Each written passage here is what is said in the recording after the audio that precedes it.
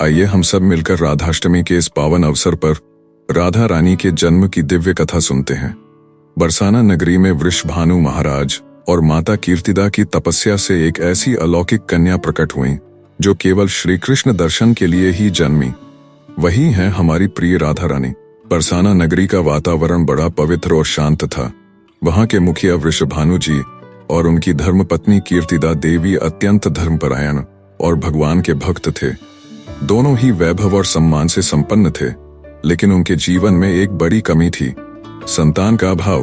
वर्षों से वे भगवान से यही प्रार्थना कर रहे थे कि उनके घर एक संतान अवश्य जन्म ले जो उनका जीवन पूर्ण कर दे। वे यमुना तट पर जाकर पूजा करते, व्रत रखते और बार बार आकाश की ओर देखकर मन ही मन यही कहते, हे भगवान, हमें वह वरदान दीजिए जो हमारे जीवन को सार्थक कर दे।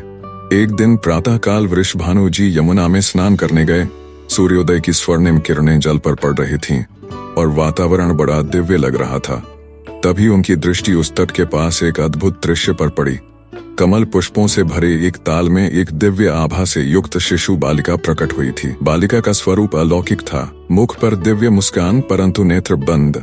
वृषभानु जी क्षण भर के लिए ठिठक गए, फिर उनके हृदय में अनोखी करुणा और प्रेम उमड़ पड़ा। उन्होंने उस कन्या को उठाया, हृदय से लगाया और घर ले आए। कीर्तिदा देवी ने जैसे ही उस शिशु को देखा, उनका हृदय आनंद से भर गया।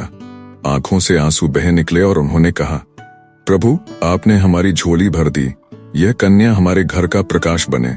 उन्होंने उस बालिका का पालन पोषण बड़े प्रेम से करना शुरू किया, परंतु माता पिता की एक चिंता थी। कन्या जन्म से ही नेत्र बंद किए हुए थी।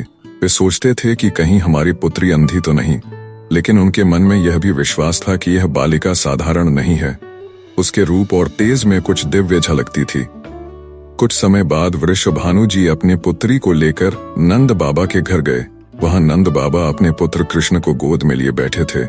जैसे ही बालक कृष्ण राधा के समीप आए, वैसा चमत्कार हुआ कि सब विस्मित रह गए। राधा जी ने पहली बार अपने नेत्र खोले और उनका प्रथम दर्शन श्री कृष्ण का ही हुआ।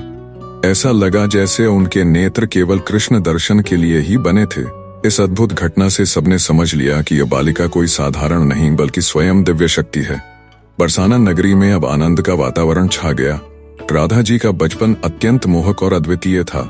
जब वे खेलती तो उनकी मधुर हंसी से वातावरण गूंज उठता। गोप बालिकाएं उनके साथ खेलना अपना सौभाग्य मानती। वे बालिका होकर भी सब में सबसे प्रिय थीं।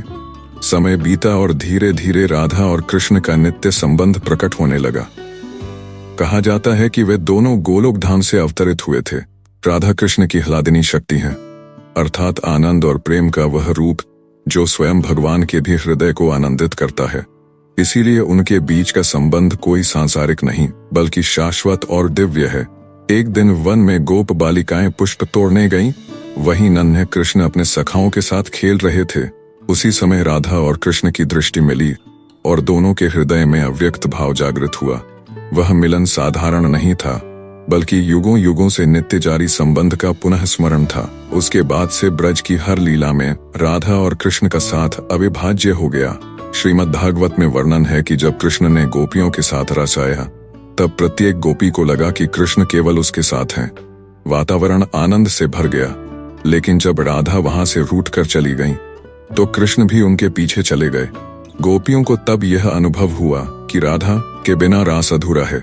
यही कारण है कि राधा को रास की प्रधानता प्राप्त है और श्री कृष्ण की लीलाओं में वे केंद्र बिंदु हैं। राधा नाम का भी महत्व अनंत है। संस्कृत में राधा का अर्थ है जो स्वयं आराधना करे और जो भगवान की आराधना का आधार बने।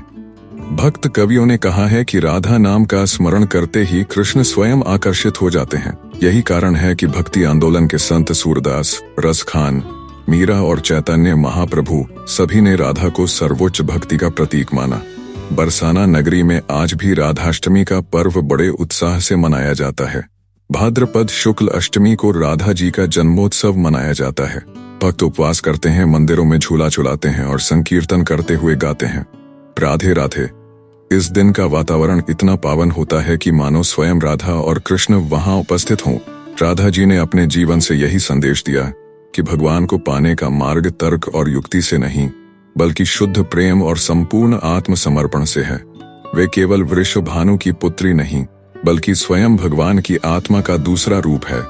उनका जन्म इस धरती पर इसलिए हुआ कि संसार को प्रेम का पाठ पढ़ाया जा सके। इसीलिए जब भी भक्तगण भगवान को पुकारते हैं तो वे केवल कृष्ण नहीं कहते बल्कि राधे कृष्ण कहते हैं, क्योंकि कृष्ण राधा के बिना और राधा कृष्ण के बिना अधूरे हैं। राधा रानी की कथा का यही सार है कि प्रेम ही जीवन का सार है और भक्ति का शिखर।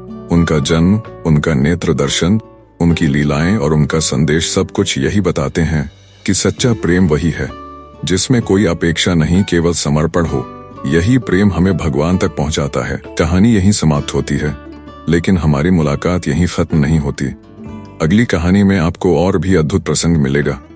अगर ये कथा आपके दिल को छू गई हो तो चैनल को सब्सक्राइब करके जुड़े रहिए ताकि अगली बार हम फिर मिलें